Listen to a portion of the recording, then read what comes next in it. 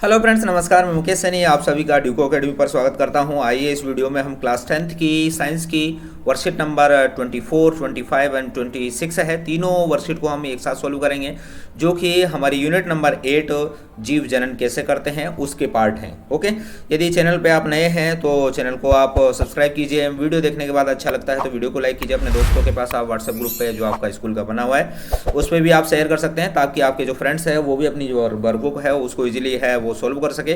Okay, तो आइए हम शुरू करते हैं हमारा ये वीडियो। तो देखिए यहाँ पर जो फर्स्ट क्वेश्चन है, फर्स्ट क्वेश्चन में क्या दे रखा है, निम्नांकित चित्र में अंडाशय के विभिन्न मार्ग ABCD का नाम लिखिए। तो हमें जहाँ ABCD दे रखे हैं उनके नाम हमें नोट करने हैं, ABCD। तो A है हमारा क्या, अंडवाहिका, B है अंडाशय, C है गर्भाशय, D है। ओके, तो इस प्रकार ABCD है हम यहाँ पर लिख देंगे।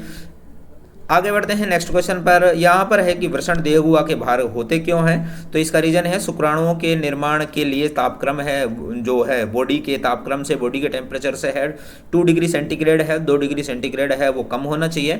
अन्यथा स्पर्मेटोजेनेसिस द्वारा है शुक्राणु को निर्माण की जो प्रक्रिया है वो संभव नहीं हो पाएगी। ओके, तो यहाँ पर हमारा सेकंड का क्वेश्चन इस प्रकार हो जाएगा, आंसर इस प्रकार हो जाएगा। अब देखते हैं इसका जो थर्ड क्वेश्चन है, इसमें क्या दे रखा है, वयस्क में शुक्र वाहिनी को हटाकर यदि उसके स्थान पर रबड़ की नली लगा दी जाए तो उसका असर क्या होगा।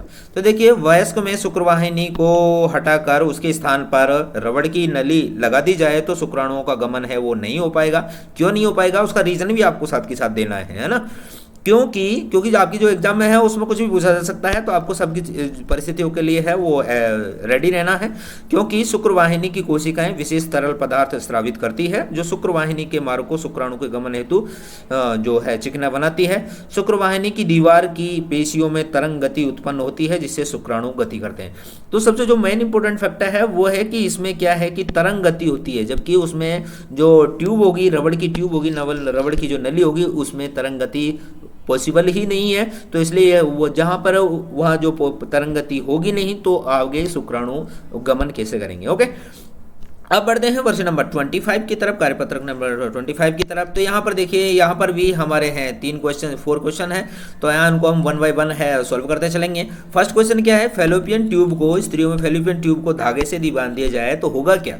तो ये देखिए यहाँ पर इसका असर क्या पड़ेगा। परिणाम स्वरूप देखिए, स्त्रियों के फैलोपियन ट्यूब को धागे से बांधने पर अंडाणु गर्भाशय तक नहीं पहुँच पाएंगे, परिणाम स्वरूप वह शुक्राणु से नहीं मिल सकेंगे।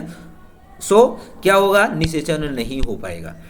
क्वेश्चन नंबर सेकंड देखिए, यहाँ पर दे रखा है, एक पुष्प दे रखा है, पुष्प के जो जननांग है तो वो सब चीज़ें या फिर पुष्प के पूरे हिस्से हैं वो हमें यहाँ पर हैं। तो यहाँ पर देखिए नीचे क्या है, आपको अंडाशय दे रखा है, ये अंडाशय है, और ये आपको जो दिखाई दे रहा है ये है वर्तिका, और लास्ट में है वो क्या है, वर्तिकाग्र।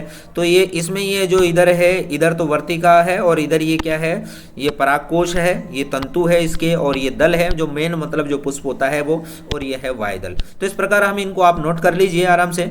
आगे क्वेश्चन क्या है हमारा, एड्स का पूरा नाम क्या है। तो एड्स का है एक्वायर्ड इम्यूनो डेफिशिएंसी और सिंड्रोम।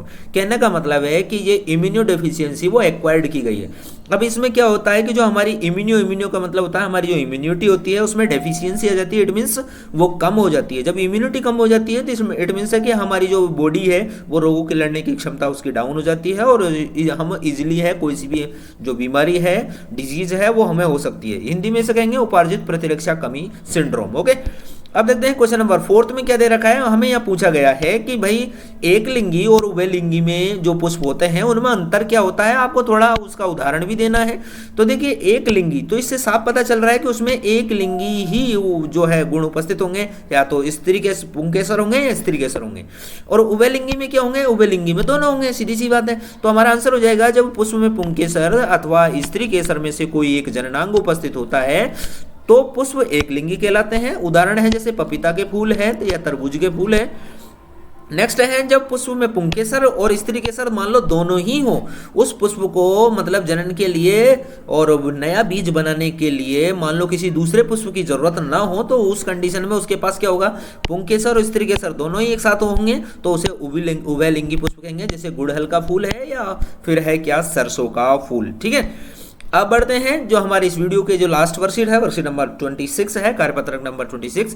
उसमें तो हमारे यहाँ फर्स्ट क्वेश्चन क्या है, आप चित्र में आपसे ध्यानपूर्वक देखेंगे तो आपको एक हाइड्रा दिखाई देगा। तो यहाँ पर देखो आपको छोटा सा अंकुर दिखेगा, यहाँ फिर दूसरा जो अंकुरण है वो ज्यादा हो गया, और यहाँ हाइड्रा में से एक दूसरा हाइड्रा निकल आया। कहने का मतलब है यहाँ हाइड्रा में क्या हो रहा है, हाइड्रा से मतलब जो अलैंगिक जनन हो रहा है, और वो है कौन सा, मुकुलन। तो यहाँ हम मुकुलन लिख देंगे, हाइड्रा में मुकुलन हो रहा है। क्वेश्चन नंबर सेकंड यहाँ दे रखा है कि पुरुषों के मूत्र मार्ग को उभय मार्ग क्यों कहा जाता है। क्यों कहा जाता है, क्योंकि यहाँ पर शुक्राणुओं और मूत्र दोनों का ही प्रवाह होता है, एक ही मार्ग है, इसलिए इसको क्या कहा जाता है, उभय मार्ग कहा जाता है।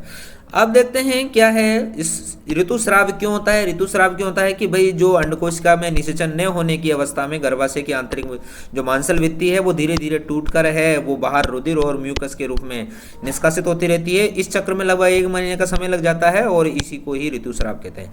लास्ट वाला जो क्वेश्चन है उसमें आप भाई इसमें दे रखा है मानव के नर जनन अंग का चित्र बनाइए। तो आपकी जो बुक है तो उस बुक को आप देखेंगे तो बुक में आपकी में वो पिक्चर है वो दिखाई दे रहा है, तो वहां से आप बना सकते हैं। यहाँ ये मत लिखना, ये तो मैंने कहा है कि यदि आपको ओके।